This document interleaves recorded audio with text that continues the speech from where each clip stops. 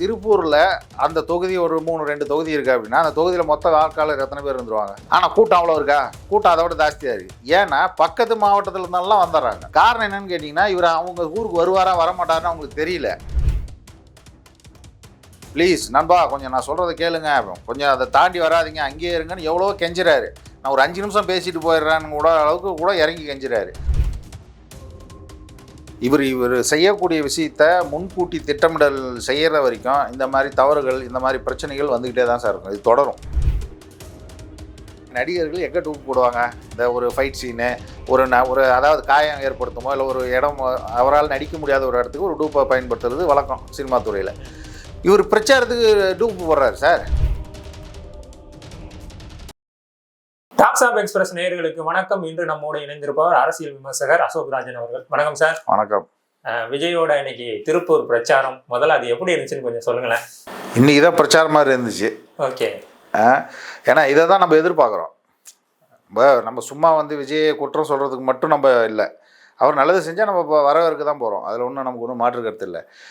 இதை தான் நாங்கள் ஆரம்பத்துலேருந்து சொல்கிறோம். நீங்கள் பிரச்சாரம் பண்ணுங்கள், நீங்கள் என்ன செய்ய போகிறீங்கிறத மக்கள்கிட்ட சொல்லுங்கன்னு தான் சொன்னோம். ஏன்னா இன்றைக்கி தான் கொஞ்சம் ஒரு 20% உருப்படியாக ஏதோ சொல்லியிருக்காருன்னு நான் நினைக்கிறேன். இந்த பழைய ஓய்வூதிய திட்டத்தை பற்றி நாங்கள் கனிவுடன் பரிசீலிக்கிறோம், காவலர்களுக்கு சம்பள உயர்வு பண்ணுறோம். சார், அவர் எதை பற்றி வேணாலும் பேசிட்டோம்.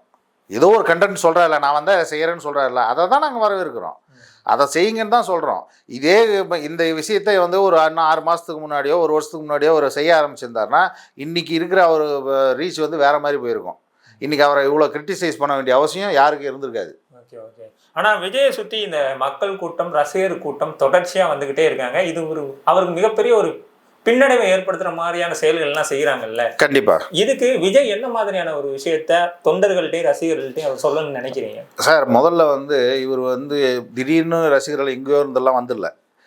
இவர் ஒரு மன்றம் வச்சுருந்தாரு. அந்த மன்றத்தை ஒரு மக்கள் இயக்கமாக மாற்றினார். அந்த மக்கள் இயக்கம் இன்றைக்கி தாவேக்கான்னு ஒரு கட்சியாக நிற்கிது. அப்போது நீங்கள் இந்த அமைப்பு மாறும் பொழுது அந்த அமைப்பில் இருக்கிறவங்கள நீங்கள் எவ்வளோ கட்டுக்கோப்பாக வளர்த்துருக்கணும். அதை செய்ய தவறுனது விஜயோட தப்பு தான். இப்பயும் நான் சொல்கிறேன், இப்போ இவர் திருப்பூருக்கு வராரு. திருப்பூரில் அந்த தொகுதி ஒரு 2 தொகுதி இருக்குது அப்படின்னா அந்த தொகுதியில் மொத்த வாக்காளர் எத்தனை பேர் இருந்துருவாங்க? ஆனால் கூட்டம் அவ்வளோ இருக்கா? கூட்டம் அதை விட ஜாஸ்தியாக இருக்குது. ஏன்னா பக்கத்து மாவட்டத்தில் இருந்தாலும் வந்துடுறாங்க. காரணம் என்னன்னு கேட்டிங்கன்னா, இவர் அவங்க ஊருக்கு வருவாரா வரமாட்டாருன்னு அவங்களுக்கு தெரியல.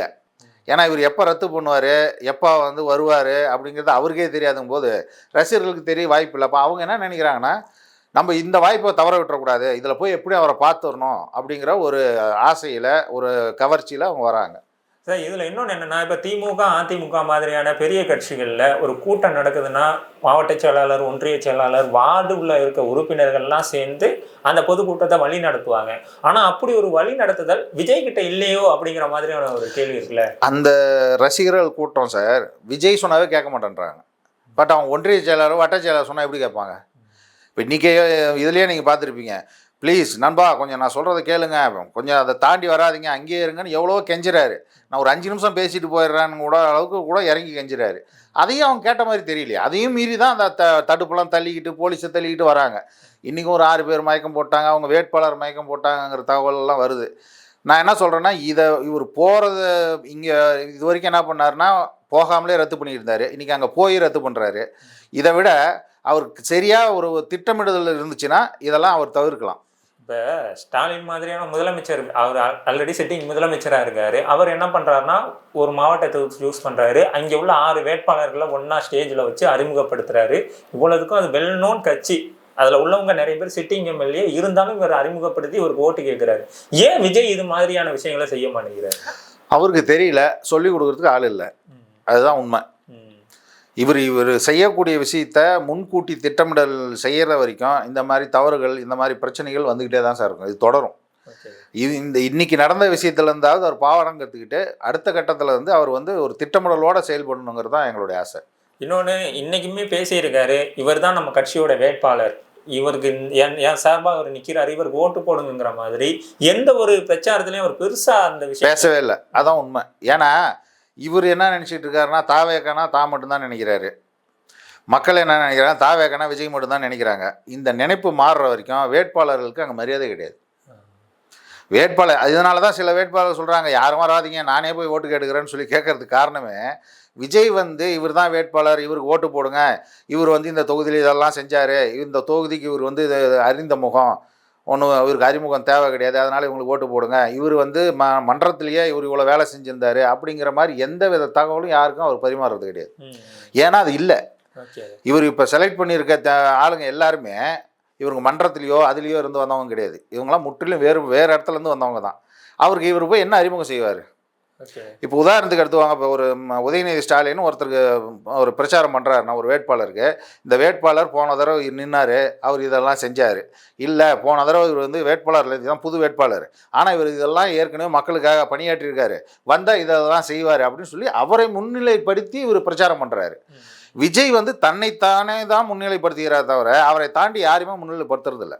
Okay okay. எனக்கு இதில் இன்னொரு கேள்வி வருது. நான் எல்லாத்தையும் விட்டுட்டு உங்களுக்காக தான் வரேன், எல்லாத்தையும் விட்டுட்டு உங்களுக்கு தான் வரேன்னு சொல்லிட்டு ரிப்பீட்டாக சொல்லிக்கிட்டு இருக்காருல்ல, இதை எப்படி பார்க்குறீங்க? யாரும் உங்களை கூப்பிடலையே சார், எல்லாத்தையும் விட்டு வாங்கினா யாராவது கூப்பிட்டாங்களா, இல்லை அடித்தாங்களா? கிடையாது. நான் என்ன சொல்கிறேன், நீங்கள் ஒரு சுய முடிவு எடுத்து நான் மக்களுக்கு சேவை செய்யணும், நன்றி காட்டணுன்றீங்க, ரைட், சந்தோஷம், அப்படின்னா நீங்கள் வரணும். அதை விட்டு நான் விட்டுட்டு வந்தேன்னு ஏன் சொல்கிறீங்க? உங்களை யாரும் விட்டுட்டு வர சொல்லலையே. நீங்கள் அதே வசதியான வாழ்க்கையில் அதே வசதியான வாழ்க்கை இன்னும் 10 வருஷம் 15 வருஷம் 20 வருஷம் கூட நடிங்க, யாரும் உங்களை வேணான்னு சொல்லலை. நீங்கள் ஏன் அதை விட்டுட்டு வந்தேங்கிற வார்த்தையை சொல்கிறேன்னா அப்போ மக்களை நீங்கள் இழிவுபடுத்துகிற மாதிரி தானே இருக்குது. கரெக்ட். இதை தொடர்ந்து இன்னொரு கேள்வி வருது சார்.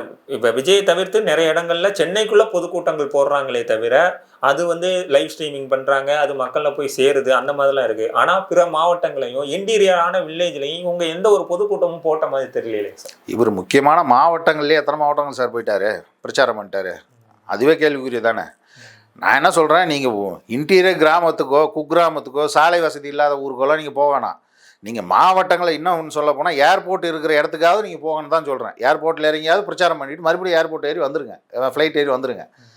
அந்த மாதிரி இடத்துக்கே நீங்கள் போகிறதுக்கு உங்களுக்கு இவ்வளோ பிரச்சனை இருக்கு. இன்னொன்று, இவ்வளோ நாளாக வந்து நம்ம இது நேற்றுமே பேசியிருந்தோம், இவ்வளோ நாளாக வந்து என்னென்னா அனுமதி கொடுக்க மாட்டேங்கிறாங்கன்னு சொல்லிட்டு இருக்காங்க. ஒரு முதலமைச்சரனால் ஒரு நாளைக்கு 2 தொகுதியும் 3 தொகுதியும் கவர் பண்ண முடியுது. இவங்களுக்கெல்லாம் மாற்றுன்னு சொல்லிட்டு வர விஜய் ஒரு தொகுதிக்கு போகிறாரு, இன்னொரு தொகுதி ரத்துன்னு சொல்லிட்டு போயிடுறாரு. அதிகபட்சம் என்ன பண்ணுறாருன்னா அந்த இடத்துல போய் கையாட்டிட்டு திரும்ப வந்துடுறாருங்கிற மாதிரி இருக்குது. முழுக்க முழுக்க அவரை மட்டுமே ஷோகேஸ் பண்ணிட்டு ஒரு நட்சத்திர நடிகர் விஜயை காட்டிட்டு வர மாதிரி தானே சார்? அதான் சார் உண்மை, அதுதான் உண்மை. நடிகர் விஜய் தான் அவர் நடிகர் விஜயிலேருந்து இன்னும் அரசியல்வாதி விஜயாக மாறல.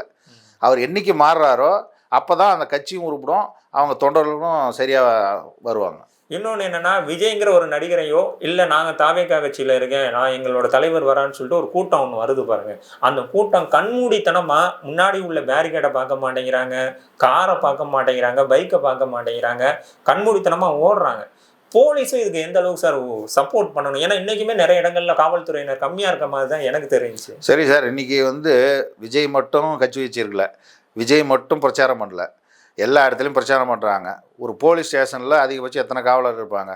இங்கே வெளியிலேருந்து சிறப்பு படையிலேருந்தும் ஆளுங்களை வச்சுருக்காங்க. இவ்வளவும் போட்டும் பத்தலைன்னா நார்மலாகவே நம்ம போலீஸினோட எண்ணிக்கை நம்ம பொதுமக்களோட எண்ணிக்கை விட ரொம்ப குறைவானது தான். அதுக்கு தேவையான எண்ணிக்கையில் போலீஸ் இல்லை. அப்படி இருக்கும்போது இருக்கிற போலீஸ் என்னன்னு சார், முதல்ல நமக்கு சுய ஒழுக்கம் இருந்தால் போலீஸ் சொல்லி தான் நீங்கள் கேட்பீங்களா? இப்போ மற்ற சீமான் பிரச்சாரம் பண்ணுறாரு, ஸ்டாலின் பிரச்சாரம் பண்ணுறாரு, உதயநிதி பிரச்சாரம் பண்ணுறாரு, கனிமொழி பிரச்சாரம் பண்ணுறாங்க, திருமா பிரச்சாரம் பண்ணுறாரு, இங்கெல்லாம் ஏன் அந்த பிரச்சனை இல்லை? அங்கெல்லாம் போலீஸ் இல்லைன்னு சொல்லி அவங்க கம்ப்ளைண்ட் பண்ணுறாங்களா? உங்கள் தொண்டர்களை நீங்கள் உங்கள் வார்த்தைக்கே கட்டுப்படாத தொண்டை போலீஸ்னு சொன்னால் மட்டும் கேட்டுருவானா? அப்படி மீறி போலீஸ் வந்தால் போலீஸ் கையை பிடிச்சி கடிக்கிறான், அவனு என்ன பண்ணுவான் சார்? இன்னைக்கு கூட்டத்தில் வந்து பார்த்தீங்கன்னா விஜய் கோவப்பட்டு பேசினார். 3 நிமிஷம் பயங்கரமாக கோவம் ரசிகர்கள். ஆனால் அந்த அவ்வளோ தெரிஞ்சு அவ்வளோ ஆக்ரோஷத்துக்கு காரணம் மறுபடியும் திருப்பூர் இன்னொரு கரூர் ஆயிடக்கூடாதுன்னு நினைக்கிறாரு. வேற என்ன? ஏன்னா ஏற்கனவே கரூர் பிரச்சனையில் விஜய் வந்து போய் பார்க்கலைங்கிற விமர்சனம் இருந்துக்கிட்டே இருக்கு. ஏன் அதுக்கப்புறம் வந்து கரூரில் ஒரு பிரச்சாரமோ எதுவுமோ அவர் மேற்கொள்ளாமல் இருக்கிறதுக்கான காரணம் அச்சம்தான். வெளியே நம்ம 1000 சொல்லலாம் சார், நான் காரணம் இல்லைன்னு சொல்லலாம், மக்களுக்கு தெரியல யார் காரணம்னு. ஆனால் அவங்க ரசிகர்கள் சொல்லலாம், எங்கள் அண்ணன் தப்பே செய்யலை, எல்லாம் வந்து டிஎம்கே காரன் தான் வந்து எங்களை நெஞ்சில் ஏர்மிச்சு கொண்டுட்டான் அப்படின்னு சொல்லுவாங்க, எல்லாம் சொல்லிட்டு தான் இருப்பாங்க. பட் தப்பு செஞ்சவருக்கு உறுத்த தானே செய்யும். அப்போ உறுத்தல் இல்லைன்னா இத்தனை நாள் வெயிட் பண்ண வேண்டிய அவசியமே இல்லையே. திரும்ப திரும்ப விஜய் இந்த டைம் 234லையும் அது ஆக்சுவலாக 233 தனித்து போட்டிடுறாரு. அந்த 34வது தொகுதி எடப்பாடி தொகுதி. ஆதவர்ஜுனா சொல்றாரு அவர் வந்து விலை போயிட்டார், காசுக்கு விலை போயிட்டாரு அப்படிங்கிற போது தாவேகாவோட கிரவுண்ட் ரியாலிட்டி, அதாவது கிரவுண்ட்ல இறங்கி ஒர்க் பண்ற அந்த இது வந்து இந்த இடத்துல மிஸ் ஆகுதுன்னு தோணுது. இப்போ ஒரு வேட்பாளர் இருக்காரு, இப்போ யாருன்னா எடப்பாடி தொகுதியில் ஒரு வேட்பாளர், இவர் இப்படி காசுக்கு விலை போகிற ஆளா இருக்கிறதுங்கிற அவங்களால கணிக்க முடியலையா, ஜட்ஜ் பண்ண முடியலையாங்கிற ஒரு கேள்வி வருது இல்லை சார்? முதல்ல ஒரு வேட்பாளர் பற்றி விஷயமே தெரியாதுல்ல சார். ஏதோ புஷி ஆனந்த் சொன்னார், இல்லை ஆதவர்ஜுனா சொன்னார் அப்படின்னு உள்ளே வராங்க. அவங்களுக்கு ஏதோ சீட்டு கொடுக்குன்னு சொல்கிறாங்க. இப்போ ஓப்பனாக கூட ஒரு இதில் கூட ஒரு பேச்சு கூட ரிலீஸ் ஆகிருக்கு. எத்தனை கோடி செலவு பண்ண முடியும் உன்னால், நான் எத்தனை கோடி செலவு பண்ணேன், அத்தனை கோடி உன்னால் செலவு பண்ண, நீ வெளியே போ, ஏன் இந்த மாதிரி ஆள்லாம் ஏன் கூப்பிட்ற அப்படின்னு சொல்லிலாம் பேசுகிற மாதிரி சொல்கிறாங்க. நீங்கள் உங்கள் கட்சிக்காக உழைச்சி உங்களுக்காக உழைச்சி கட்சிக்காக நின்ன ஒரு ஆளுக்கு, ஒரு வேட்பாளருக்கு நீங்கள் சீட்டு கொடுத்தீங்கன்னா அவரை பற்றி உங்களுக்கு தெரியும். நீங்கள் கொடுத்துருக்கவங்க பேர் உங்களுக்கு தெரியுமா? உங்கள் வேட்பாளர்கள் பேர், எல்லாரோட வேட்பாளர் எந்தெந்த தொகுதியில் யார் யார் நிற்கிறாங்கிறது விஜய்க்கு தெரியுமா? தெரியாது. ஓகே, கரெக்ட் தான், கரெக்ட் தான். சார் அடுத்து என்ன கேள்வினா வருது, நான் வந்து மாற்றுன்னு வராரு. சப்போஸ் விஜய் வந்து நினச்ச இடங்கள் ஜெயிக்க முடியலை, இல்லைன்னா என்னால் இவ்வளோதான் முடிஞ்சிருக்கு, ஆனால் குறிப்பிட்ட வாக்கு சதவீதத்தை வாங்கிட்டாருங்கிற போது அவரோட அடுத்த கட்ட நடவடிக்கை எப்படி இருக்கும்? அவர் ஜெயிச்சிட்டாருன்னு உங்கள் கணக்குப்படி அவர், எனக்கு அதுதான் சார் ஒரு சந்தேகம் இருக்குது. இப்போ பிரச்சாரத்துக்கு வந்து இவர் போக மாட்டேன்றாரு. ஒரு இடத்துல என்ன பண்ணுறாங்கன்னா, இந்த இதில் அந்த வெர்ச்சுவல் இது போட்டு அவருடைய உருவத்தை கொண்டு வந்து அதை ஒரு டெக்னாலஜியில் அந்த இதில் பிரச்சாரம் பண்ணுறாங்க. ஒரு பக்கம் பார்த்தீங்கன்னா அவருடைய டூப்பு பொம்மையை வச்சு. ஆமாம், நீங்கள் நல்லா பாருங்கள், நடிகர்கள் எங்கே டூப்பு போடுவாங்க? இந்த ஒரு ஃபைட் சீனு, ஒரு அதாவது காயம் ஏற்படுத்துமோ, இல்லை ஒரு இடம் அவரால் நடிக்க முடியாத ஒரு இடத்துக்கு ஒரு டூப்பை பயன்படுத்துறது வழக்கம் சினிமா துறையில். இவர் பிரச்சாரத்துக்கு டூப்பு போடுறாரு சார். பிரச்சாரத்துக்கு ஒருத்தர் டூப்பு போட்டு அவர் மாதிரியே ஹேர் ஸ்டைல், அவர் மாதிரியே முகபாவனை எல்லாம் வச்சுட்டு ஒருத்தர் பிரச்சாரம் பண்ணுறாரு. இப்போ இவர் ஒரு சப்போஸ் நீங்கள் சொன்ன மாதிரி ஒரு தொகுதியில் ஜெயிச்சா, வாய்ப்பு இல்லை இருந்தாலும் ஒரு தொகுதியில் ஜெயிச்சா இவர் போவார், சட்டமன்றத்துக்கு இவர் போவாரா, டூப் அனுப்புவாரா அப்படிங்கிற கேள்வி வருது இல்லை? அதனால் இவர் ஒரு சீட்டு ஜெயித்தாலும் பெரிய மாற்றங்கள்லாம் ஒன்று வந்துட போகிறதில்ல. ஏன்னா இவர் பாதி நாட்கள் வந்து சட்டசபைக்கு போக மாட்டார். அது கேட்டிங்கன்னா என்ன சொல்லுவார்னா, எனக்கு பாதுகாப்பு இல்லை, நான் போகிறப்ப எல்லாம் எனக்கு பாதுகாப்பு கொடுக்கணுன்னுவார். இவருக்கு தனியாக ஒரு இராணுவத்தை கொண்டு வந்து இவருக்கு பாதுகாப்பு கொடுத்து கூட்டு போய் சட்டமன்றத்தில் நீங்கள் மக்களை சேவையாற்றுங்கன்னு சொல்கிற அளவுக்கு நமக்கு ஒன்றும் தேவையும் கிடையாது. அதனால் அவர் ஜெயித்தாலும் பனையூரில் தான் இருக்க போகிறார், ஒன்றும் பெரிய மாற்றம் இருக்க போகுது. இன்னொன்று, இதை தாண்டி அவர்களோட கட்சியில் உள்ள நட்சத்திர வேட்பாளர்கள் ஆதவர்ஜுனா, புஷி ஆனந்த், சிடி நிர்மல்குமார், அப்புறம் ராஜ்மோகன்லாம் அந்த லிஸ்ட்டில் தான் வராரு. அவங்கெல்லாம் எந்த அளவுக்கு ஒர்க் பண்ணிக்கிட்டு இருக்காங்க? விஜயே ஒர்க் பண்ணாத போது அவங்க மட்டும் எங்கே சார் ஒர்க் பண்ண போகிறாங்க? இப்போ இன்றைக்கோ நேற்று நினைக்கிறேன் ஒரு செய்தியாளர் சந்திப்பில் ராஜ்மோகன், எழும்பூர் தொகுதி வேட்பாளர், அவர் சொல்கிறாரு, ஏங்க விஜய் வந்து ஏன் செய்தியாளர் சந்திப்பு தவிர்க்கிறாரு அப்படின்னு கேட்குறதுக்கு அவர் என்ன சொல்லணும், அப்படிலாம் ஒன்றும் கிடையாதுங்க, அவர் சந்திப்பார், அதுக்கு உண்டான காலகட்டத்தில் சந்திப்பார். அதாவது அவர் தலைவரை எப்படி காப்பாற்றணுமோ அது மாதிரி அவர் சொல்லியிருக்கணும். அவர் என்ன பதில் சொல்கிறாருன்னா, ஏன் நான் கொடுக்குறல, நான் தான் விஜய், இந்த பக்கத்தில் இந்தம்மா விஜய், இந்த இவர் விஜய் அப்படின்னு சொல்லி அந்த கூட்டத்தில் இவங்களாம் விஜயம். எவ்வளோ தூரம் ஒரு மனசிதைவு ஏற்பட்டுருக்குன்னு பாருங்களேன். ரசிகர் மனப்பான்மையிலே வேட்பாளர்களும் இருக்காங்க. வேட்பாளர் இல்லை சார், அவர் வேட்பாளர் சொல்கிறதே எனக்கு ரொம்ப தகுதி கிடையாது அவருக்கு. அவர் எவ்வளோ மனசிதைவு இருந்ததுன்னா அவர் இந்த மாதிரி வார்த்தையை சொல்லுவார், நான் தான் விஜய் அப்படின்னு சொல்லிட்டாருன்னா அப்புறம் எதுக்கு நீங்கள் உங்களுக்கு தலைவர், நீங்களே தலைவராக இருந்துட்டு போக வேண்டியதானே? அப்புறம் இன்னொரு கேள்வியும் கேட்கப்படுறது என்னன்னா, இன்னும் 10 நாள் தான் இருக்குது எலெக்ஷனுக்கு. அதிகபட்சம் விஜய் இதே போக்கில் போயிட்டு இருந்தாருன்னா மிஞ்சி போனால் ஒரு 2 தொகுதியை கவர் பண்ணலாம். எனக்கு தெரிஞ்சு 32 இதில் வந்து பார்த்தீங்கன்னா மிஞ்சி போனால் ஒரு 10 கூட இன்னும் அவர் முடிக்கலைங்கிறது.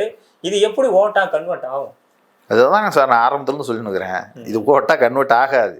அந்த எஃபெக்ட் இவர் போடல. இவர் இன்னமும் இதை வந்து ஏதோ ஒரு விளையாட்டு விஷயமா ஒரு ஜாலியாக தான் எடுத்துக்கிட்டு இருக்காரு ஒழிய ஒரு சீரியஸான எலெக்ஷனுங்கிறத அவர் எடுத்துக்கவே இல்லை. அந்த மைண்ட் செட்டே அவருக்கு இல்லை. ஒரு 4 நாள் வீட்டில் இருக்கோம், சரி ஒரு நாள் வெளியே ஃப்ரீயாக போயிட்டு வரும் அப்படிங்கிற மைண்ட் செட்டில் தான் அவர் இருக்கார். இன்றைக்கி அவருடைய செயல்பாடுகள் இதெல்லாம் பார்த்தா எனக்கு தெரிஞ்சு ஒரு 50% ஓகே தான். இதையே அவர் ஃபாலோ பண்ணார்னா மேபி அந்த நீங்கள் சொன்னீங்களே சொற்ப ஓட்டுகளோ இல்லை வந்து ஒரு சில சதவீதங்களோ அவரால் வாங்கிறதுக்கு ஒரு வாய்ப்பு இருக்குது. பட் அதை செய்வாராங்கிறது ஒரு கேள்விக்குறி தான்.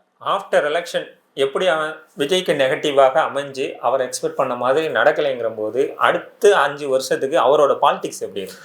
அவர் பாலிடிக்ஸ் பண்ண மாட்டார் சார்.